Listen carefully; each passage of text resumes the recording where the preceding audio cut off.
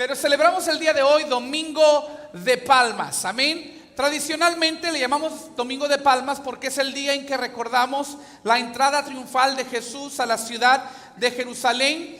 La escena que usted ha visto en televisión, en películas, etcétera, es la de Jesús montado sobre un burro y la gente clamando Hosana, mientras que ponen palmas frente al camino donde Jesús va pasando. Quiero que vean el significado de la palabra Hosana porque es importante para nuestro mensaje. Hosana significa por favor, sálvanos. Pero la misma palabra Hosana también puede significar salvación, gracias. En otras palabras, la palabra Hosana tanto puede ser una oración como puede ser una alabanza. Tú puedes exclamar Hosana y le estás pidiendo al Señor que te salve, o puedes exclamar Hosana y estás dando gracias a Dios por tu salvación. Y es una palabra muy importante porque precisamente salvación es lo que esperaban los judíos. En la mente de ellos estaban esperando un Mesías que vendría pronto y había aumentado la expectativa, la emoción. Estaban todos anticipando la llegada de este Mesías, porque recuerde que en esta época los judíos vivían bajo la opresión de los romanos. Y ellos esperaban a un Salvador temporal, por cierto, que llegara, que declarara la guerra contra los romanos y restaurara a los judíos su identidad perdida como una nación. Y leemos en los evangelios que tanto era la expectativa de la gente de que se levantara un Mesías, que cuando Jesús previamente había hecho grandes milagros en dos diferentes ocasiones, en ese momento la gente quería coronarlo rey. Y dice la Biblia que Jesús se apartaba de la multitud, Jesús se escondía. Y Jesús decía estas palabras: mi tiempo aún no ha llegado. Diga conmigo: mi tiempo no ha llegado. Por eso es que Jesús se escondía. Esa frase, mi tiempo no ha llegado, la leemos varias veces, por ejemplo, en el Evangelio según San Juan. Si ustedes recordarán, la semana pasada hablamos de un mensaje, el gozo de la obediencia, basado en Juan capítulo 2, el primer milagro de Jesús. Cuando se acabó el vino en la fiesta, vino María, la madre de Jesús, y le dice: hay un problema, ya no hay vino. ¿Y qué dijo Jesús? ¿Qué tienes conmigo, mujer? Mi tiempo aún no ha llegado.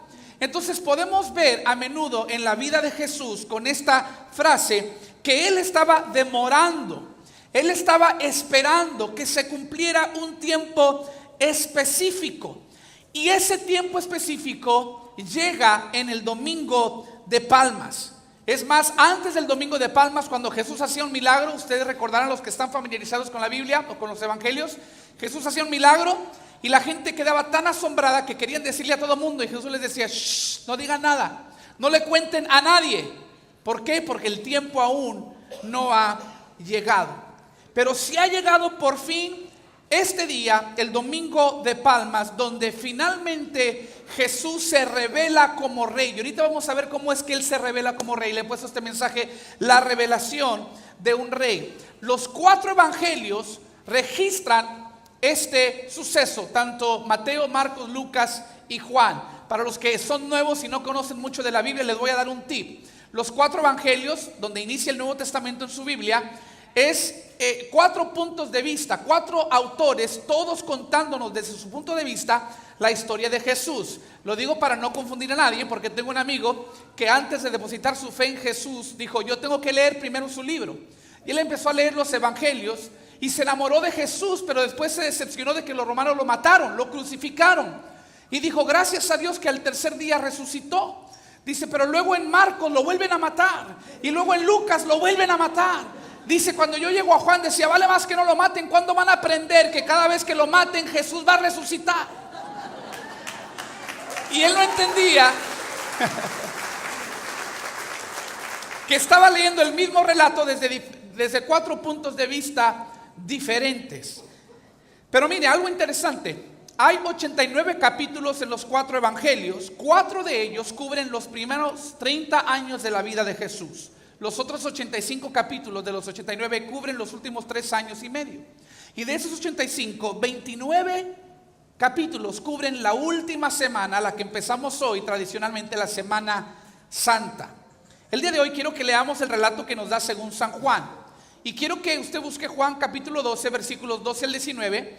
Y mire, vamos a hacer algo, mientras que leemos esto, porque esto es importante para el mensaje y quiero redimir el tiempo. Mientras leamos esta porción, yo quiero que usted vaya haciendo nota de 5 grupos de personas que Juan denota están presentes. ¿Ok?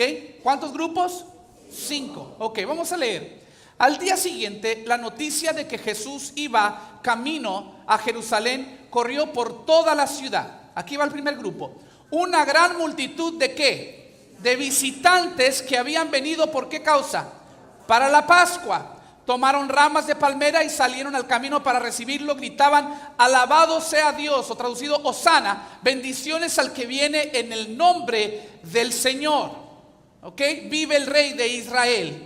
Jesús encontró un burrito y se montó en él, así que cumplió la profecía que dice: no temas, pueblo de Jerusalén, mira, tu rey ya viene montado en la cría de una burra. Sus discípulos no entendieron en ese momento que se trataba del cumplimiento. Ahí está grupo número 2. ¿Quiénes? Sus discípulos, ¿ok? Sus discípulos no entendieron en ese momento que se trataba del cumplimiento de la profecía. Solo después de que Jesús entró en su gloria, se acordaron de lo sucedido y se dieron cuenta de que esas cosas se habían escrito acerca de él. Muchos de la multitud habían estado presentes cuando Jesús llamó a Lázaro de la tumba. Este es el grupo número 3, les llamo yo los testigos, o sea, los que vieron con sus propios ojos que Jesús levantó a Lázaro de la tumba, un milagro poderoso de Jesús. Dice que estaban allí los que vieron que lo resucitó de los muertos y se lo habían contado a otros. Entonces dice, por eso tantos salieron a recibir a Jesús, porque habían oído de esa señal milagrosa. Es el grupo número ¿qué? 4. Estos son los que no habían visto el milagro de la resurrección de Lázaro, pero habían oído. Entonces estos son los oyentes. Unos eran testigos, otros eran oyentes. Y grupo número 5, entonces los quienes, los fariseos, se dijeron unos a otros: ya no hay nada que podamos hacer. Miren, todo el mundo se va tras él. Hay algo muy importante y muy significativo en el hecho de que Jesús montara un burro. Era una declaración. Jesús se estaba revelando finalmente como rey. Más específicamente estaba cumpliendo una profecía del Antiguo Testamento. 500 años antes el profeta Zacarías había escrito en el capítulo 9, versículo 9: alégrate, oh pueblo de Sión, grita de triunfo, oh pueblo de Jerusalén. Mira, tu rey viene hacia ti. Él es justo y victorioso, pero es humilde, montado en un burro, montado en la cría de una burra. Se da cuenta que en tiempos bíblicos era común para los reyes montar caballos y montar burros. El pueblo judío, de hecho, que estaba desesperado por un Mesías, por un libertador, pescó la revelación. Cuando ven que Jesús manda a traer un burro y se monta y empieza a entrar a Jerusalén, ellos entendieron: Jesús ya no se está escondiendo, Él está ya emergiendo como rey. Ahora podemos en alta voz declararlo rey y gritar hosana. Pero había una parte de la revelación que el pueblo judío no captó.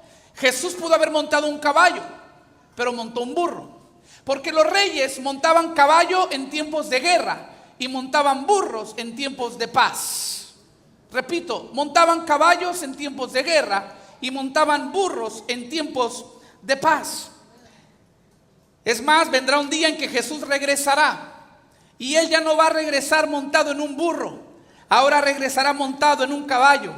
El apóstol Juan recibió esta revelación y la escribió en Apocalipsis 19, versículo 11. Dice: vi el cielo abierto y había allí un caballo blanco, su jinete se llamaba Fiel, se refiere a Jesús, y verdadero, porque juzga con rectitud y hace una guerra justa. Cuando Cristo venga y vuelva por su iglesia, esa ocasión, esa escena será radicalmente diferente al Domingo de Palmas. No vendrá en humildad, vendrá en toda su gloria y majestad, acompañado de los ejércitos de los cielos. Será una escena de victoria, porque viene a derrotar a sus enemigos, a los enemigos del pueblo de Israel, y viene a establecer su reino. Alguien diga gloria a Dios. Pero en esta ocasión que hemos leído, Jesús no vino a matar a los romanos, Él vino a morir Él mismo. Él había venido no como un salvador temporal, que los iba a libertar momentáneamente mientras que llegaba el siguiente opresor. No, Él venía a librarlos no de los romanos, sino de sí mismos, de su propio pecado. Él venía a reconciliarlos con Dios. No había venido como un rey de guerra, sino como un príncipe de paz. Filipenses 4, versículo 7 dice: y la paz de Dios, que sobrepasa todo entendimiento, guardará vuestros corazones y vuestros pensamientos en Cristo Jesús. Esto es lo que Jesús ofrecía entonces, esto es lo que Jesús sigue ofreciendo el día de hoy. Te ofrece una paz. Él no promete librarte de todos tus sufrimientos, de todas tus batallas, guerras y tribulaciones. Él promete darte la paz en medio de la tormenta, la paz que sobrepasa todo entendimiento. Es una paz permanente, es un gozo perpetuo, no depende de circunstancias externas. La paz de Jesús es la que Él te ofrece. La paz que se puede levantar una tormenta y tú puedes dormir en la popa de tu barca. ¿Por qué? Porque estás confiado en las promesas de Jesús.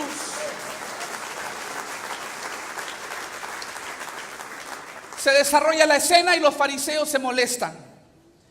Dicen: no hay nada más que podamos hacer. Y lo dijeron con coraje. ¿Sabe por qué? Porque ellos mismos estaban oprimiendo al pueblo. Olvídese de los romanos. Entre los judíos había unos llamados fariseos que usaban la religión, una religión corrupta, falsificada y controladora, para tener oprimida a la gente. Pero entonces la gente se da cuenta que hay algo mejor que la religión. Se llama Jesús. Y dejaron a los fariseos. Es lo que me trae a este primer grupo. Los visitantes para la Pascua. Los que toman apuntes, aquí va. Número 1, los visitantes para la Pascua. Quiero decirte que no importa quién eres, cómo hayas venido, cómo llegaste el día de hoy, Jesús te ofrece el día de hoy ser tu rey. Y Juan nos revela estos 5 grupos de personas. Mi esperanza es que te identifiques con uno mínimo de los 5. El primero, los visitantes para la Pascua. Esta era gente judía de fuera de la ciudad. No vivían en Jerusalén. Ellos estaban allí porque era la semana de la Pascua. Para nosotros, Semana Santa. Había 3 fiestas judías en las cuales todos los judíos tenían que venir a Jerusalén. Estaba la fiesta de la Pascua, estaba la fiesta del Pentecostés y estaba la fiesta de los tabernáculos. No tengo tiempo para explicar las 3 fiestas, pero les voy a explicar la de la Pascua, porque es muy importante. Recordarán, los que están familiarizados con la historia en el Antiguo Testamento del pueblo de Israel, estaban ellos como esclavos por 400 años, esclavos a los egipcios, pero Dios se levanta y dice: yo di promesa a mis hijos que van a ser cabeza y no cola, que van a estar por encima y no por debajo, y les he preparado una tierra que fluye leche y miel. Entonces Él levanta a un libertador llamado Moisés y le dice: Moisés, ve ante el faraón y dile que deje soltar al pueblo, que liberte al pueblo. Faraón va, más bien Moisés va ante faraón y faraón rehúsa. Y entonces Dios empieza a mandar plagas en contra de Egipto. 10 en total, y la última fue un ángel de muerte que vino sobre todo el pueblo egipcio. Acuérdense que ahí estaban también los israelitas, porque vivían bajo la opresión de los egipcios. Y entonces Dios dice: va a morir cada primogénito de cada familia en la tierra. Y la manera en que voy a librar a los israelitas es que tendrán que sacrificar un cordero y manchar las puertas de su casa con la sangre. Y el ángel de la muerte va a ver eso y va a pasar por encima, Pascua, va a pasar por encima de esos hogares israelitas y va a perdonar la vida de los primogénitos. A raíz de ese suceso, cada año después de allí, los israelitas, los judíos, celebran la Pascua y ofrecen sacrificios y comen para recordar todo lo que Dios hizo en aquel tiempo en Egipto. Tengan un poquito de paciencia, yo sé que se está desarrollando lento, pero ahorita vamos a cerrar con broche de oro. ¿Lo cree conmigo?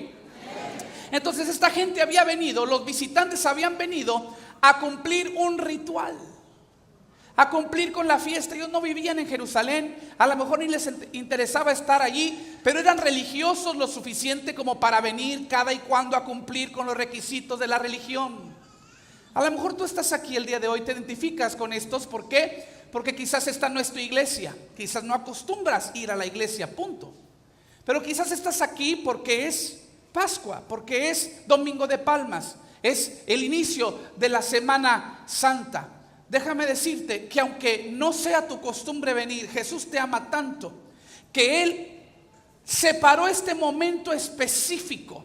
Así como Él decía, mi tiempo no ha llegado, y finalmente dijo, mi tiempo llegó, tu tiempo también ha llegado, y por eso estás aquí. Tú piensas que es porque es Pascua o porque es Domingo de Palmas, pero Dios tenía una cita divina contigo y por eso te trajo aquí. Quizás no te lo explicas, quizás no sabes ni en qué momento decidiste que ibas a acompañar a tu amigo, a tu amiga, pero es el Espíritu de Dios atrayéndote hacia tu Salvador. Para mucha gente que estaba visitando, la Pascua se había vuelto rutinaria. Era parte de un ritual. Cada año tomaban la misma ruta a Jerusalén, ofrecían los mismos rituales, recitaban las mismas oraciones.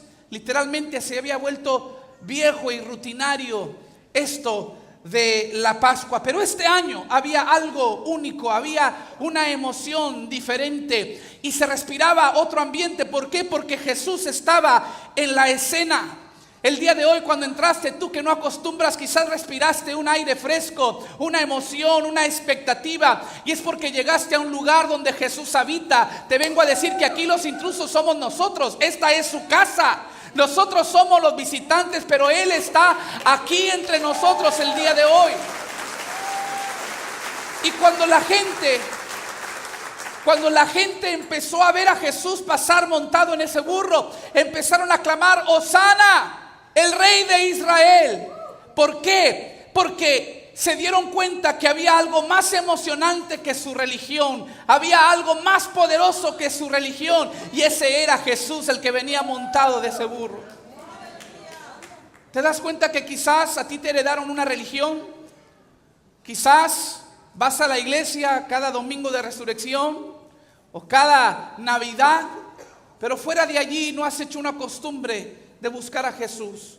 Te puedo decir que no te culpo, porque la religión siempre te deja vacío, te deja desesperanzado, te deja aburrido y te deja impotente. Pero el día de hoy te ofrecemos algo mejor que una religión. Se llama una relación personal con Cristo Jesús. Quizás has llegado exhausto porque has querido ganarte la salvación, pero hoy, como en aquel día de Palmas, está Jesús diciendo, no tienes que ganarte tu camino al cielo, más bien el cielo se acercó a ti y te ofrece la salvación gratuitamente por medio de la fe. Algunos quizás, como estos visitantes, has pensado que la religión es una carga. No entiendes que nosotros hemos encontrado algo, lo hablábamos la semana pasada, que se llama el gozo de nuestra obediencia. Voluntariamente hemos tomado el yugo de Cristo porque su carga es ligera y su yugo es fácil. ¿Por qué? Porque Jesús ya lo hizo todo por nosotros, y nuestro culto razonable o racional es rendir nuestras vidas como sacrificios vivos ante Él. ¿Por qué? Porque con nuestros propios méritos nunca íbamos a alcanzar a Dios, pero vino Jesús, Emmanuel, Dios con nosotros, y Él nos alcanzó a nosotros y está aquí el día de hoy para alcanzarte a ti, tocando la puerta de tu corazón, queriendo entrar a tener una relación personal contigo, porque una relación es mucho mejor que una religión. Está el segundo grupo, los discípulos. Diga conmigo, los discípulos. Juan hace referencia a ellos en el versículo 16. Estos eran los hombres que habían seguido a Jesús por 3 años y medio. Habían dejado todo por seguirlo. Sus casas, sus negocios. Ahora eran aprendices de Jesús. Ellos estaban completamente invertidos en esta causa. Seguramente hay algunos de ustedes el día de hoy que no se identifican con los visitantes de la Pascua, pero se identifican con los discípulos. ¿Por qué? Porque te has comprometido de lleno con Jesús. Dejaste atrás tu antigua manera de vivir. Reconociste que hay un propósito divino, un plan de Dios para tu vida, y te metiste de lleno con toda la fe y la expectativa de que ese propósito Dios lo iba a cumplir en tu vida. Y te aplaudimos por eso, eso es admirable. Pero aún los discípulos, dice nuestro pasaje, había cosas que ellos no entendían. Ellos no entendían todo lo que Jesús representaba, lo que Jesús era y lo que iba a hacer. Estos discípulos, o más bien estos discípulos pronto iban a darse cuenta que Dios iba a meterlos en una transición. ya no serían llamados discípulos, sino apóstoles. Cuando Cristo moría y resucitaba y luego ascendiera al Padre, estos se iban a convertir en apóstoles. Un discípulo por definición es un seguidor, un apóstol por definición es un líder. Entonces, de ser seguidores de Jesús, ahora se iban a convertir en líderes de un avivamiento lleno del poder de Jesús. En otras palabras, creer en Jesús es servirle, sí, pero también es reinar con Él. Juan 1, versículo 12 dice Jesús: todo el que cree en mí y me recibe, les doy el derecho de llegar a ser hijos de Dios. ¿Te das cuenta que Dios no está buscando sujetos? Él está buscando a hijos e hijas. Él quiere que tú reines con Él. La Biblia dice que somos herederos de Dios y coherederos con Cristo. Entonces, aún tú que tienes toda una vida sirviendo al Señor, déjame decirte que todavía hay victorias, todavía hay triunfos por alcanzar. Cosas que ojos no han visto, que oídos no han oído, que mentes no se han imaginado, son las que Dios ha preparado para aquellos que le buscan. ¿Cuántos lo creen y dicen amén?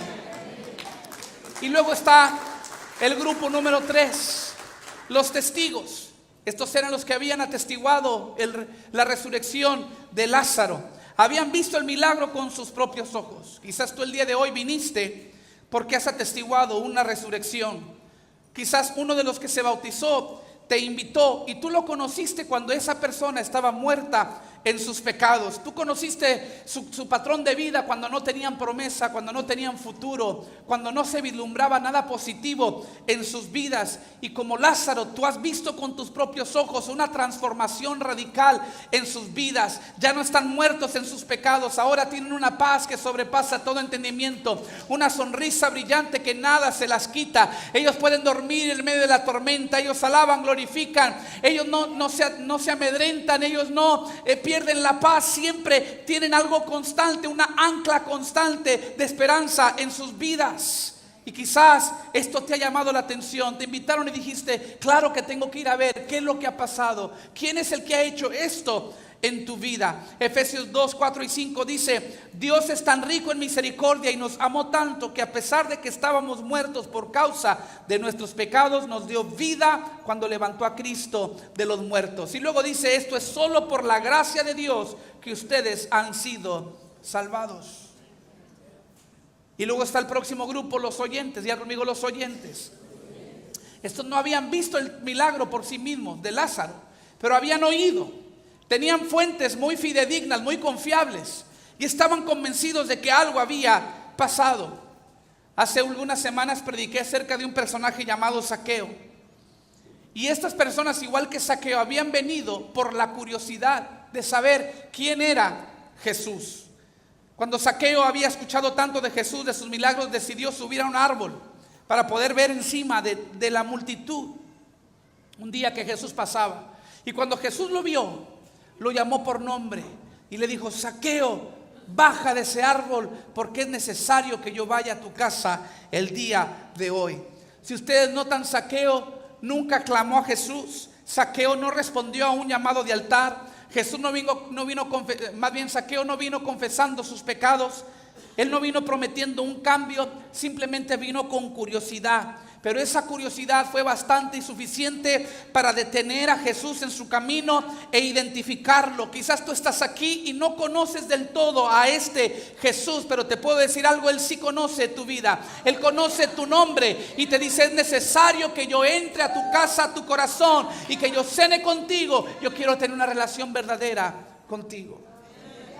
Y luego está el grupo número 5, los fariseos. Diga conmigo: los fariseos. Este grupo final estaba molesto y decían: todos se han ido con Jesús. ¿Por qué creen ustedes que estaban molestos? Porque la gente estaba decidiendo seguir el señorío ahora de Jesús. Antes seguían a los fariseos. Los fariseos, con la religión, con requisitos y reglamentos, tenían a la gente controlada y oprimida. Y ahora no podían soportar esta escena que estaban viendo. La gente se iba tras el verdadero Señor, declarando a Jesús Señor. ¿Sabes por qué les molestaba? ¿Y sabes por qué quizás te identificas con los fariseos? Porque cuando tú declaras que Jesús es rey, significa a la vez que tú rindes tu propio reino. Tú dejas de ser tu propio Dios, tú dejas de mandar tu propia vida y te sometes. Tú rindes tu vida y tu soberanía y la sometes a la soberanía de Dios. En otras palabras, cuando tú declaras que Jesús es Dios, a la vez estás declarando que tú no eres Dios. Y la Biblia dice que cuando te humillas, dice 1 de Pedro 5, 6 y 7, el que se humilla ante el gran poder de Dios, a su debido tiempo, Dios lo levantará con honor. Pongan todas sus preocupaciones y ansiedades en las manos de Dios, porque Él cuida de ustedes. Déjenme cerrar con esto. Cuando Jesús entró a Jerusalén, montado de este burro, haciendo su declaración, su revelación como rey, Él echó a andar una serie de eventos que estaban predeterminados, planeados y profetizados desde el principio. Esta era la hora, este era el momento que Jesús había esperado. Él sabía que esto era el principio del final.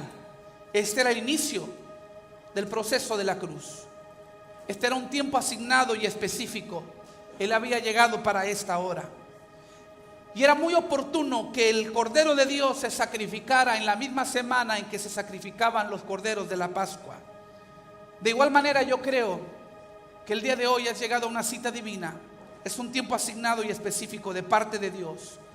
Y no importa con qué grupo tú te identifiques el día de hoy, Jesús marchó por enfrente de cada uno de ellos, tanto los fariseos, como los testigos, como los oyentes, como los discípulos, como los visitantes.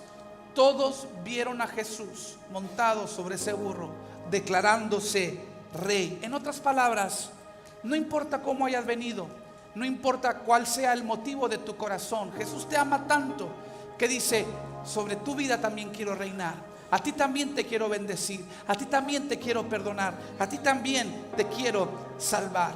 Dice Mateo 21, versículo 10, que toda la ciudad de Jerusalén estaba alborotada a medida que Jesús entraba. Cuando la Biblia dice que la gente estaba alborotada, quiere decir que todos sentían algo, todos tenían una opinión, todos tendrían una respuesta. ¿Sabes por qué? Porque cuando Jesús se revela rey y no respondes, automáticamente esa falta de respuesta es un rechazo. Pero el día de hoy confío que Él te ha traído porque ha preparado tu corazón para recibir la revelación de que Jesús finalmente quiere reinar sobre tu corazón y sobre tu vida. La ironía es que muchos de los mismos que en este momento clamaban Hosana, en una semana iban a clamar crucifíquenle. Pero había aquellos cuyo compromiso los iba a llevar al dolor de la cruz, pero pronto después del dolor de la cruz experimentarían la gloria de la resurrección y después el poder del Pentecostés, el poder de un poderoso avivamiento. Yo te invito sobre tus pies el día de hoy y te voy a invitar, tú que no conoces a Jesús como Señor y Salvador. Esta primera oración es por ti y para ti. Todo el mundo con ojos cerrados y rostro inclinado. Te voy a invitar, si no conoces a Jesús como Señor y Salvador, hoy tú puedes responder al Rey y decirle: aquí está mi vida, aquí está mi corazón. Quizás tú eres simplemente un visitante, quizás eres un discípulo, pero sientes que hay algo más que Dios demanda de ti. O eres un testigo de lo que Dios ha hecho en alguien más, o has oído de lo que Dios ha hecho en alguien más.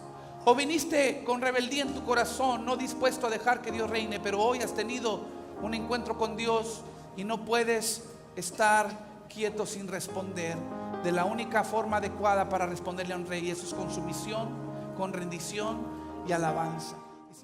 Gracias por visitar nuestro canal de YouTube. Si algo en el mensaje ha instado tu corazón a recibir a Jesús, repite esta oración conmigo. Dile: Señor Jesús, te entrego mi vida y mi corazón. Me arrepiento de mis pecados y te pido perdón. De hoy en adelante me comprometo a servirte. Te confieso, mi Señor y Salvador. Por mi salvación te doy gracias. En tu nombre, Jesús, te lo pido. Amén. Si hiciste esa oración, bienvenido a la familia de Cristo.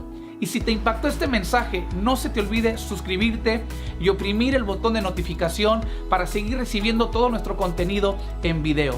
También pasa la bendición a alguien, comparte este enlace con tus amigos y familiares. Nuevamente gracias por sintonizarnos. Bendiciones.